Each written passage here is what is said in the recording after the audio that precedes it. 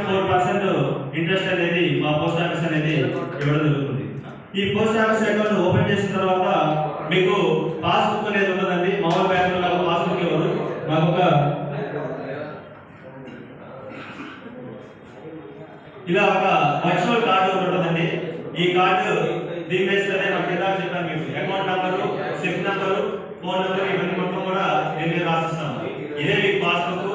ఇదే post office ఎక్కడ పోయినా కానీ అక్కడ ఏటీఎం కార్డు అనుకుంటారు. ఏటీఎం కార్డు కాదు, ఏటీఎం కార్డు లాగా ఉంటే వర్చువల్ కార్డు మనకి ఇది పాస్బుక్. ఇది ఉంటే మీరు ఇండియాలో ఎక్కడైనా సరే వెళ్ళొచ్చు. ఇది లేకపోయినా ఇబ్బంది లేదు.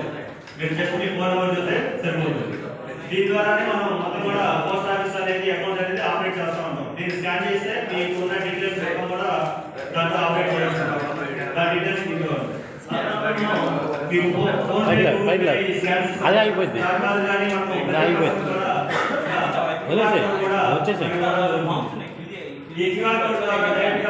నెక్స్ట్ డే సెటిల్మెంట్ అవుతాయి. మనం ఎప్పుడైతే ఫోన్ పే నుంచి డౌన్లోడ్ చేసుకొని మనం క్యూఆర్ వాడతామో దాన్ని అయితే ఇమీడియట్గా వచ్చేస్తుంది. మర్చెంట్ రాదు. కానీ ఈ మర్చెంట్ అకౌంట్ ఎమ్మటే ఇమీడియట్గా అమౌంట్ అనేది మనకి అకౌంట్ క్రియేట్ అవ్వడం అనేది జరుగుతుంది. దీన్ని వాడటం వల్ల పోస్ట్ ఆఫీస్ వాళ్ళు కొన్ని మనకి స్కీమ్స్ కూడా కొన్ని పెట్టున్నారు. అంటే ఎవరైతే ఎక్కువగా యూజ్ చేస్తున్నారో వాళ్ళకి సమ్ గిఫ్ట్స్, సమ్ ఐటమ్స్ కూడా ఇవ్వడం జరుగుతుంది. దాదాపు కొంతమంది మిక్సీలు అని కొన్ని రావడం కూడా జరిగింది మా వాళ్ళు వాడే వాళ్ళకి.